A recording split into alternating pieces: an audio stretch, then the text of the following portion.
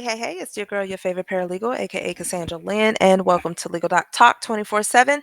All right, so this is part two of the Diddy saga. So, pretty much in the first part of the video, I went over a letter that was addressed to the court from the defense counsel asking the court to allow a forensic video analyst to come in and testify in regards to this 20-minute video that has been sealed. And I haven't seen any updates to see whether or not they are able to do so. It's not something that they will file, just like with the request to unshackle Diddy. We didn't know if that was approved or not until we got the sketch showing that he wasn't shackled and he was moving freely. So I'm just very interested to see if they are going to allow that. But however, I am going to talk about and what's the title of this, and I did it real brief. It is the reply to the memo in further report, I'm sorry, the reply memorandum in further support of Mr. Combs' renewed motion for bail. So last that I spoke on this, the defense counsel as well as the government had to submit another reply on their stance in this issue. So whether or not Diddy should remain in jail, they have to make sure that they reference and cite good court cases that are similar to Sean Combs' case. One of them that I mentioned was Jeffries, in which we all know that Mike Jeffries is currently out on a $10 million bond, right? And he did put up his house and a few things. But the question was, what's the difference between Sean Combs and Mike Jeffries? And everybody's going to make this a race issue. I don't see it that way. Yes, Mike, is white, Sean is black. Both are wealthy people, but we have to look at all of the alleged things that have came out for both parties. Both of them had these events, Diddy's freak off and Jeffrey's what they call them, events. I forgot what type of events. They were events, right?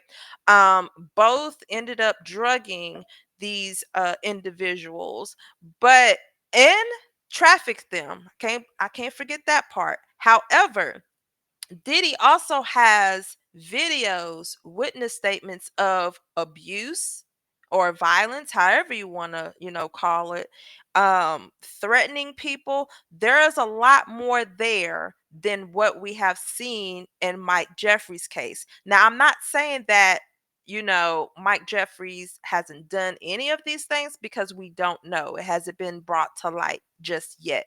But with Diddy, we have seen this. There are ongoing lawsuits, essay lawsuits where people are coming out. And this is dating back decades. So it is a little bit different when we talk about Sean Combs' case and Mike Jeffries' case. But the defense counsel did cite Mike Jeffries' case in this memorandum. So let's hop right on into it. So I want to give y'all something so that way when the bail hearing comes, we're up to date. So once again, this is the defense counsel's reply to further support Combs' renewed motion for bail. And we went over the table of contents in the last live, so the video, so you guys have a um general idea of what is going to be spoken about. So, introduction. The government persuaded Judge Carter to detain Mr. Combs by claiming its video of an 8-year-old incident was evidence of sex trafficking and by making unsubstantiated claims of witness tampering. The defense rebutted those arguments through its own proffer, but lacked access to key evidence that could corroborate its rebuttal. Nearly 2 months later, much has changed. Most importantly, discovery produced after the initial bail hearing, some of it after this motion was filed, shows the narrative that the government presented then was fictional. For instance, we know that even before before the government arrested Mr. Combs, the government possessed blank, confirming his account of the March 5th, 2016 incident at the Intercontinental Hotel. But instead of presenting that video to the court, the government submitted an altered video that omitted key scenes and presented events materially out of order. And you know what? I am strongly thinking that that is the reason why they brought in the forensic analyst, the forensic video analyst. He's going to play this video and he's going to talk about how it is altered. I This statement right here, this paragraph right here confirms that. The prosecutors also claimed there was a second victim, but they have never interviewed her, and messages produced in discovery confirm she was not a victim. Likewise, communications produced in discovery show Mr. Combs' contacts with witnesses were innocuous and consistent with his right to participate in his defense by developing potential defense witnesses. So what he's saying is that he was allowed. So they're saying no, he wasn't trying to intimidate any witnesses. He was just trying to say, okay, I'm having a case. Will you be a witness? Like what? We've never had any client call other witnesses. I've never seen that. Why would he be calling people? No, no, you leave that up to the legal assistant, the paralegal, and the attorneys. That's what you leave that up to. There's no reason why this man should be calling people on his own. The way that you prepare for your case is what you know, what you have accessible, and going over discovery. There's no way you should be contacting people. No absolute way. The government's opposition brief confirms the bail should be granted. It spills much ink insisting that the court lacks authority to reopen the bail proceedings, even though the controlling authority clearly establishes the court's ample discretion to do so. The government also offers no response to many of the cases cited in Mr. Combs' motion, including two other sex trafficking cases which bail was granted: United States versus Jeffries and United States versus Fox.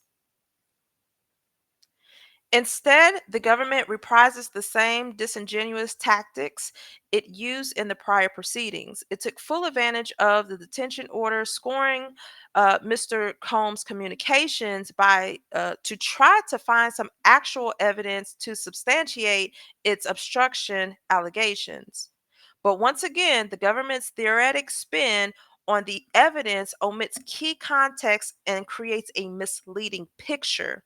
For instance, it makes much of Combs' contacts with others, but is unable to point to any communication involving actual tampering efforts.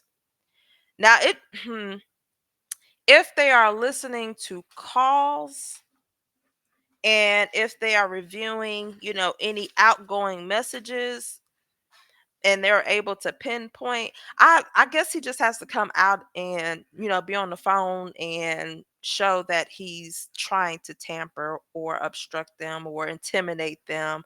um I don't think just making an inference based off of, like, you have to read in between the lines. So let's say he's having a conversation and we're reading in between the lines and it does appear that he's tampering. They don't believe that. They believe that he's having genuine conversations and he is trying to gather witnesses for his case. I don't know at this point.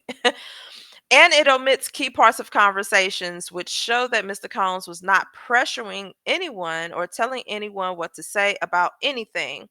Likewise, its allegations about MDC rule violations are false and overblown. If they have any phone calls, any messages that they can play, I think it would be up to the judge to determine whether or not he has been doing justice or intimidating witnesses. That's the only thing you can do. There's no legitimate legal basis for continuing to force Mr. Combs to prepare for trial from jail. The government is unable to show that the extremely restrictive proposed conditions sufficient to prevent any possible danger or obstruction. The revelations about the recent MDC raid only confirm that it is impossible for Mr. Combs to work with his counsel on a confidential basis to develop his trial strategy from jail. He is entitled to pretrial release under the Bail Reform Act and the Constitution. Here's the thing with that. They keep saying that it is impossible for him to work on his, prepare for trial. His defense counsel has made it seem as if he doesn't get to be in a private room. He doesn't get to meet with his attorneys. That's how they make it seem. But then the government issued like a reply and says he can meet with them 7 days a week. They have a conference room. Like, what are you talking about? So that's why I'm just like, you have to read both replies. You have to read the defense counsel replies and then the government reply, because it's like they both throwing stuff out there and then they prove that the other isn't doing something or is doing something. It's just all over the place. My stance on this is that I do believe that he needs to stay incarcerated only because he is a flight risk. There has been too many um, indications that he is reaching out to potential witnesses. Just like before he even went to jail, he reached out to Harper and was telling her to make a positive statement. I don't see he needs to stay. They offer MDC has a conference room. He is allowed to it. He has access with him and his attorneys. He can sit there if he want to do a 12-hour day and sit there with his attorneys and review discovery and talk about the process. He can do that. But I don't think that he should be released. I honestly do not. So these are the arguments. They keep saying that there's new material information. Let me see. Let me just read it. The government's effort to disparage the significance of the new evidence supporting Mr. Combs' motion are nothing more. The evidence cited in Mr. Combs' motion fundamentally undermines the government's prior representations as to the weight of the evidence and the nature of the seriousness of the purported danger he presents. That is more than sufficient to demonstrate changed circumstances, which is satisfied by showing the strength of primary evidence relied on by the government to demonstrate danger has been undermined by new information. The specific evidence outlined in Combs' motion was not available at the time of the initial hearing. Although the defense counsel had a general understanding of Mr. Combs' past interactions with individuals like victim one, we know that's Cassie, we access to the specific contents of the relevant correspondence. It was contained on devices that were seized from Mr. Combs, but had not yet been produced to him because the government is going through all of that information. So that's what they're trying to say. They're like, even though that they seized all this information, we have not received it yet. So how they're playing this with the new material is that it's new to them once they receive it. So they technically don't know what are on those devices until they get them, and then that will be considered new material or new information. So that's why they say, okay, he needs to be he needs to be freed because there's new information that proves. Yeah, let me just keep reading. They trying. They really trying. Let me see. Thus, the government's claim that nothing about the content of the text messages between defendant and victim one were unknown to him at the time of the initial hearings. That goes back. So even though the defense counsel think that is new information, it is not new information, because Diddy know he texts her during the time. He remembers those text messages. So that's not, you can't say that's new information. The government does not dispute that other than evidence such as the I don't know what that is, blank, could not have been known to Mr. Combs during the initial hearings. As just one example, Mr. Combs did not know that, and blank directly contradicted the government's claim at the detention hearings. Nor did Mr. Combs know that the government was portraying a second woman as a purported victim, even though it has never spoken to her. So they never spoke to her. So they're saying, how can she be a victim if you never interviewed her? This is sufficient new evidence to reopen the hearing. And they cited Jones, saying new documentary evidence that's called into question grand jury testimony sufficient to reopen bail hearing. The government's separate argument that the court has no inherent authority to reopen the hearing because this case has been reassigned is baseless. The court is entitled to consider the basis for the detention order in deciding whether to reopen. We are not asking the court to rule that the Judge Carter erred, which is what United States versus English addressed when it observed that a second court is not authorized to review the decisions of a previous district court judge. It says we are simply offering new evidence and additional conditions in response to the reasons Judge Carter gave for detaining Mr. Combs. As the circuit court, Lord Jesus, have clearly instructed, the act leaves the decision to reopen a hearing to a sound discretion of the district court. And a prior detention termination is a natural reference point against which to measure the material of new information for the purpose of reopening the hearing. Indeed, to suggest otherwise untether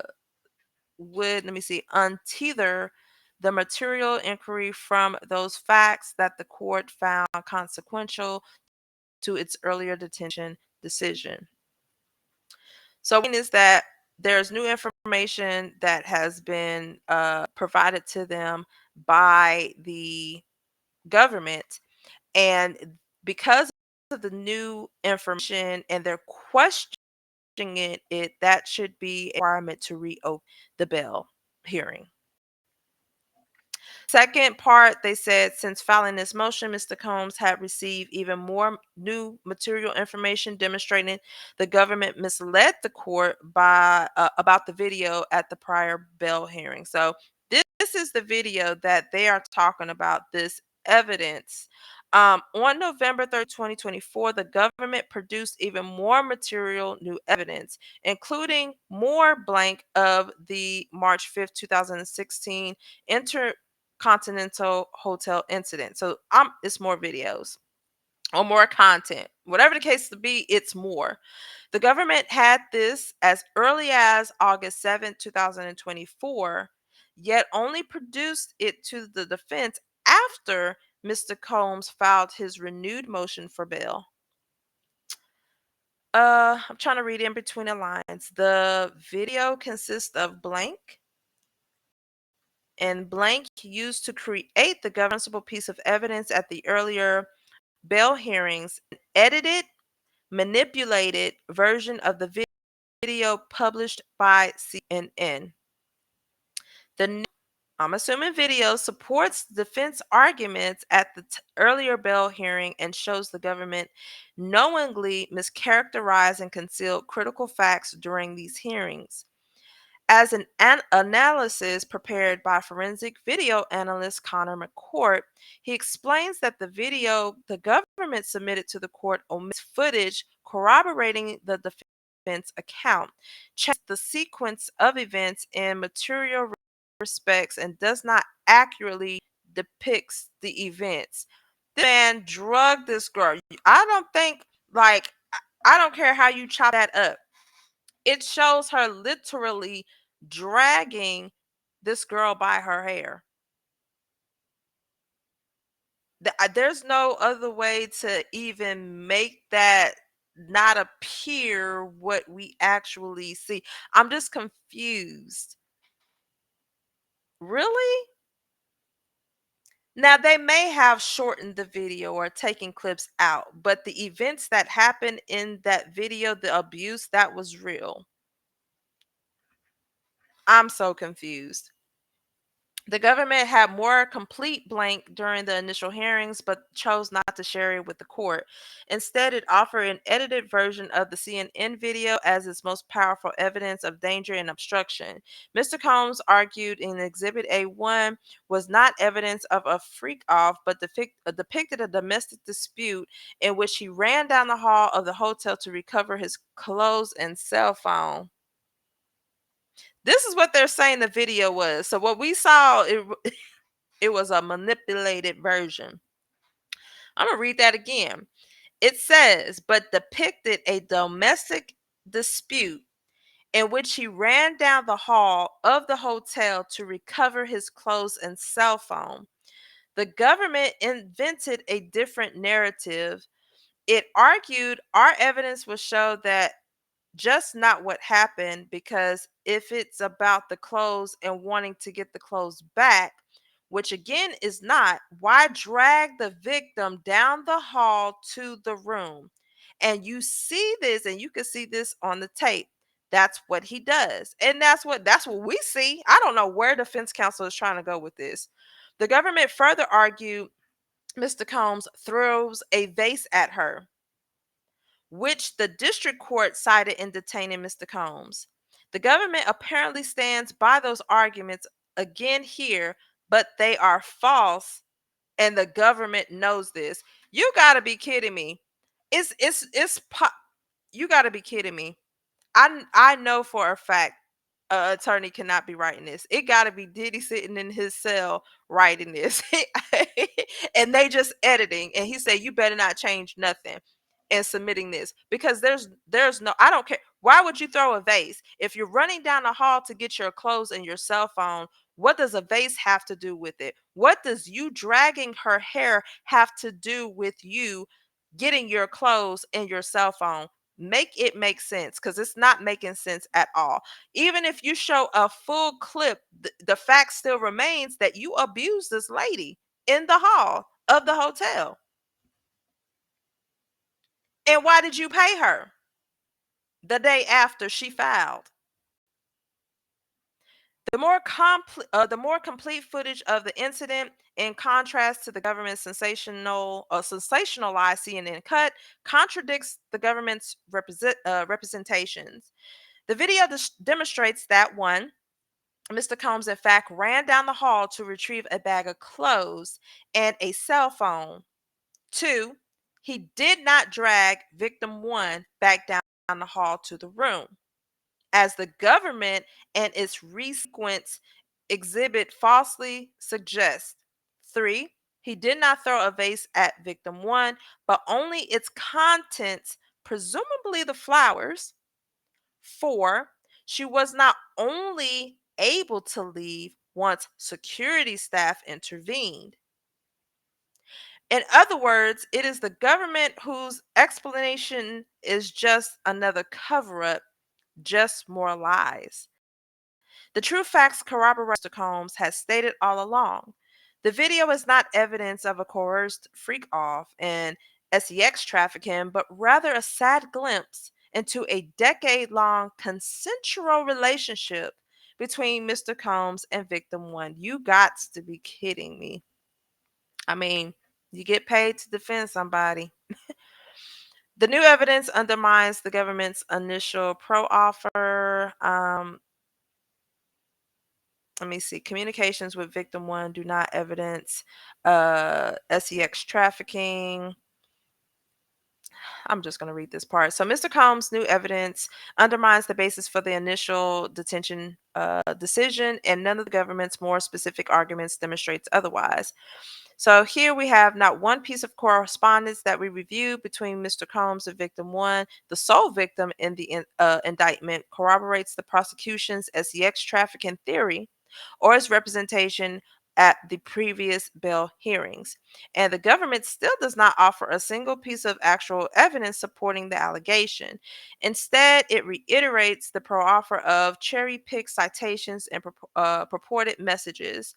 If the messages in context actually support the government's argument, why hasn't it produced them to the defense or provided them to court? Oh my gosh. This is crazy. This is crazy. So they're saying so she wasn't trafficked. There is no second victim. The government does not even dispute that despite labeling a second person a victim of sex trafficking, it has never even spoken to her. Presumably, for this reason, the government also fails to dispute the fact that one, this individual was voluntarily intimate with Mr. Combs for years. And then it has two and three, but those are blocked out. And it says the government now falsely portrays as sex trafficking. The government simply has no response to these facts and it doubles down on more misleading representations to the court. It suggests Mr. Combs is tampering with this individual through financial coercion, including as recently as mid September 2024. Yet the government knows, but again, withholds from the court. So what they're saying is pretty much you have this information and you are stating this information in your pleadings, but you have yet to produce that to us. So how are like why are you withholding it? It said he did not obstruct grand jury witnesses. Let's see. They said that there's no facts suggesting any tampering.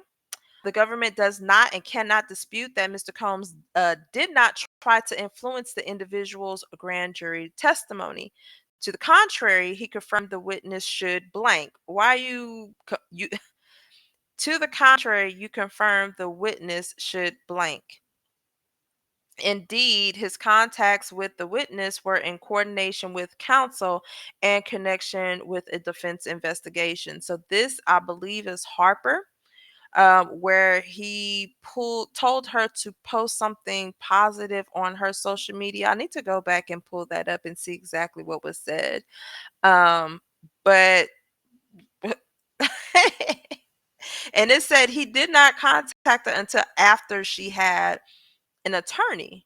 So I'm wondering, did she go back to her attorney and say, "Hey, Sean called me. What should I do?" 128 phone contacts in total with her.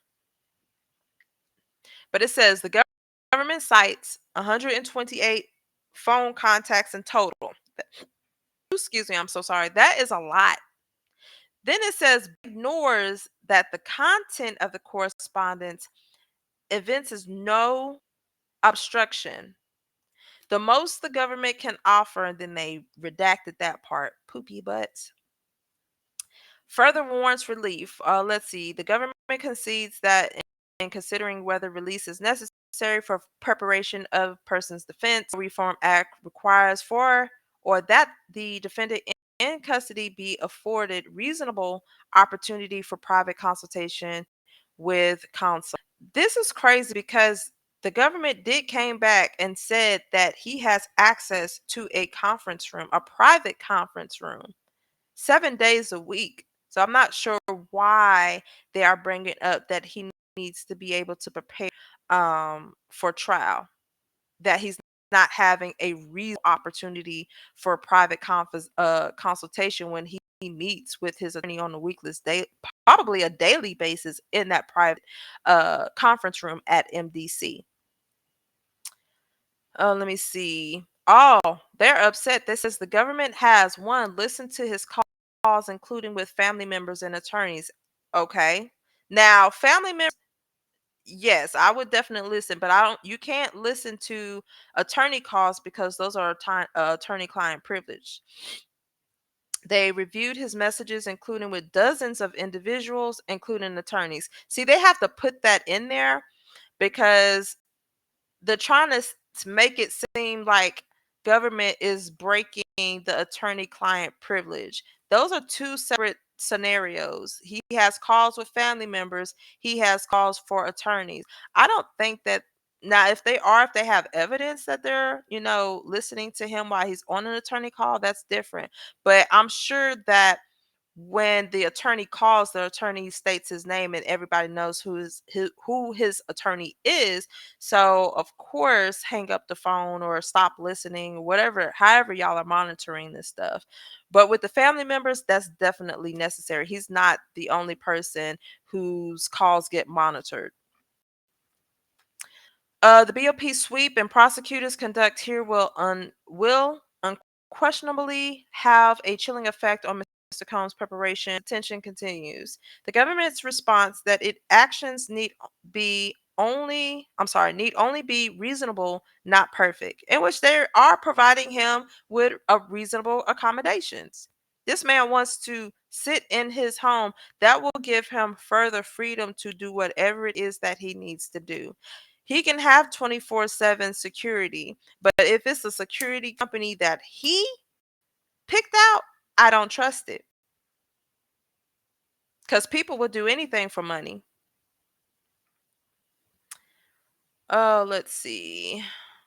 The government's use of the government's new evidence does not justify detaining Mr. Combs. I want to look at so they're saying the use of the Contact Me apps at the other jail members' accounts and the three-way calling is not an attempt to evade law enforcement. Interesting. Says Mr. Combs used methods of communication that the government claimed violate BOP policy, does not evidence obstruction, and does not justify detention. It is simply not true that the communications are designed to evade BOP and law enforcement monitoring. ContactMeASAP.com is a source counsel did not believe was unauthorized by BOP as it is widely used in prisons. Defense counsel has spoken multiple times with the administrator of this website to confirm that the method of communication, one, utilizes the BOP's TrueLink system, which it does. Two, is monitored by BOP officials, which it the government therefore can read, even block every single message Mr. Combs sends and receives through the service, as was Mr. Combs' understanding. Indeed, the government has never once instructed defense counsel to have Mr. Combs refrain from using the service, nor has the BOP. Mr. Combs is no longer using Contact Me ASAP as of November 16th, 2024. Go figure. Oh, I want to know what they're talking about with jail inmates. The use of other inmates' PAC numbers is also a widespread practice at the MDC, not obstruction.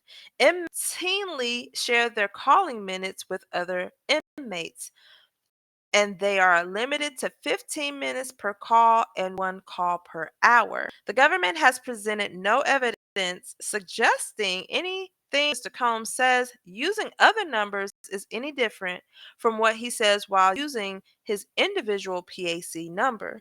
If anything, Mr. Combs' need to resort to sharing minutes demonstrates that the conditions at MDC do not permit an adequate defense preparation. I'm gonna stop y'all right there. Unfortunately, y'all took this case. Okay, defense counsel, you took this case, which means that you're gonna be working long office hours from the attorney all the way down to the receptionist. Probably not the legal receptionist, probably the legal assistant or the paralegal. You're gonna have to put in work.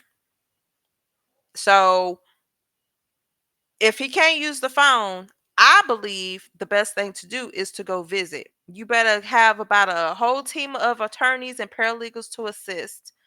And y'all go down to the jail and y'all help him prepare in that special conference room. I think that's more than reasonable. I really do. If y'all can't get in within that 15-minute time, then go there and speak with him directly. Y'all have the access to do so. Y'all trying to make this as a clutch as to, oh, we can't do what we need to do because the conditions at MDC won't allow us to do this. They are working with you all. You choose to, this is not luxury. This is not a luxury case. This is not a let. He's if he needs to prepare, y'all have reasonable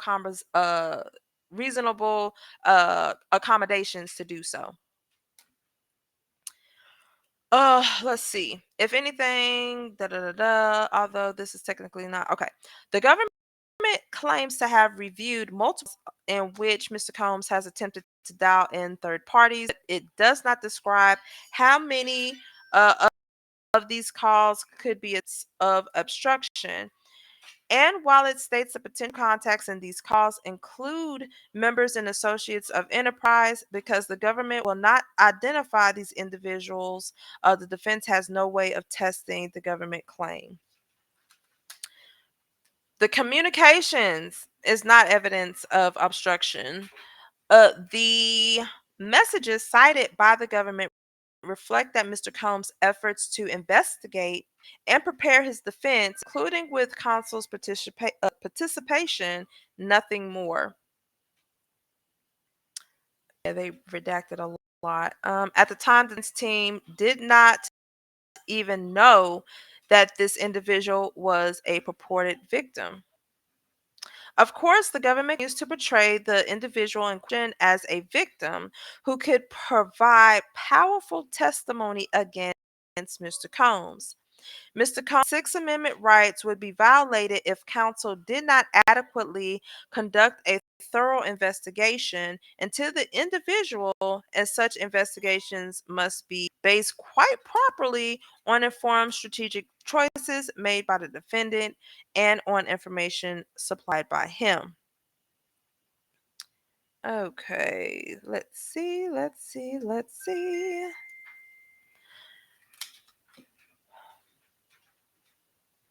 And we can all get the gist of it just by reading the title. Mr. Combs' other comments reflect protected First Amendment speech. The government also cites comments reflecting protected speech.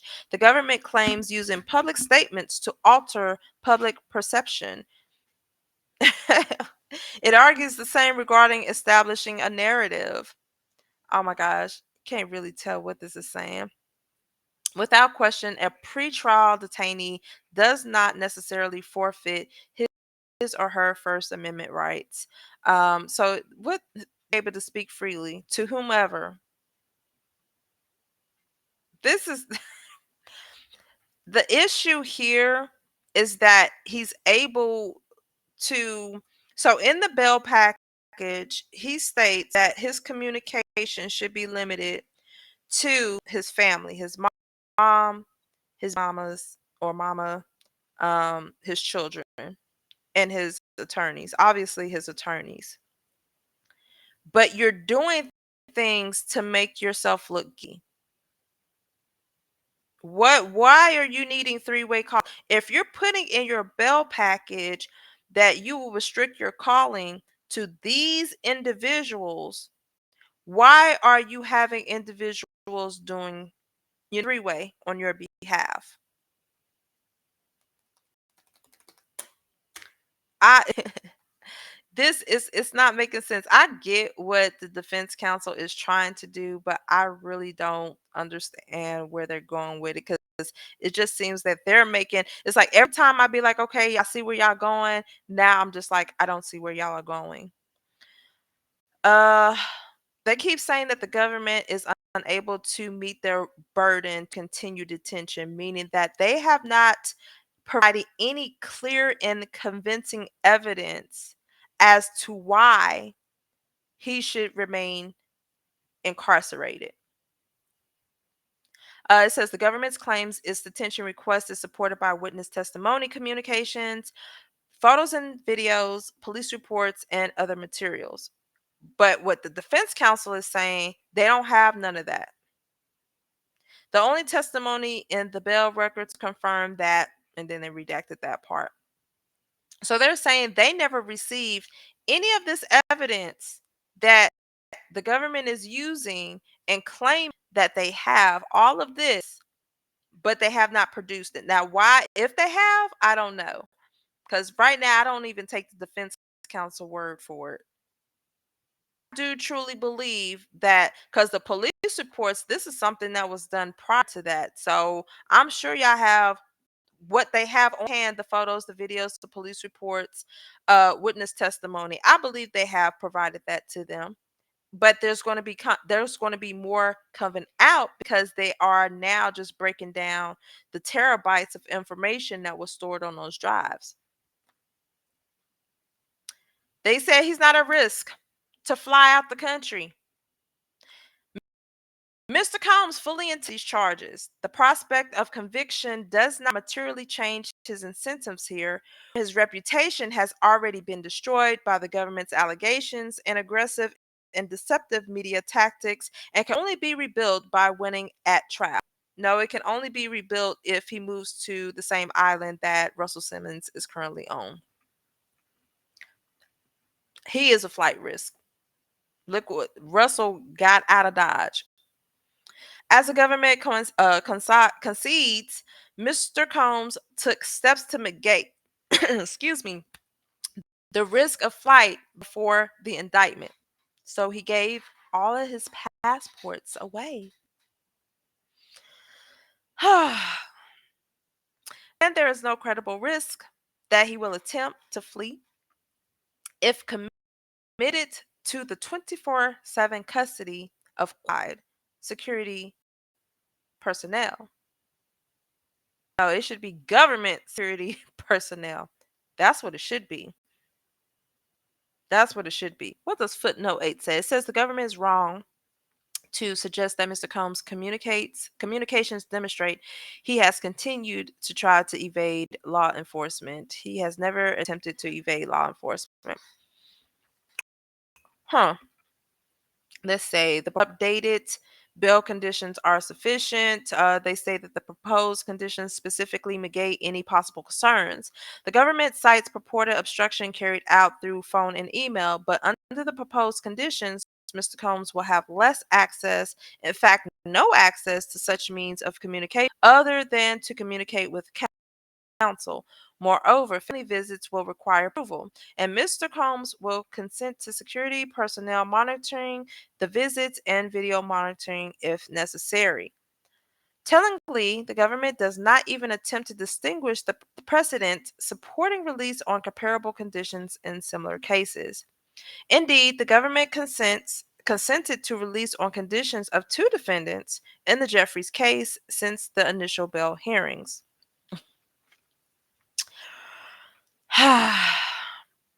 Throughout these proceedings, the government has sought detention without actual proof, only to later produce evidence revealing the truly different facts.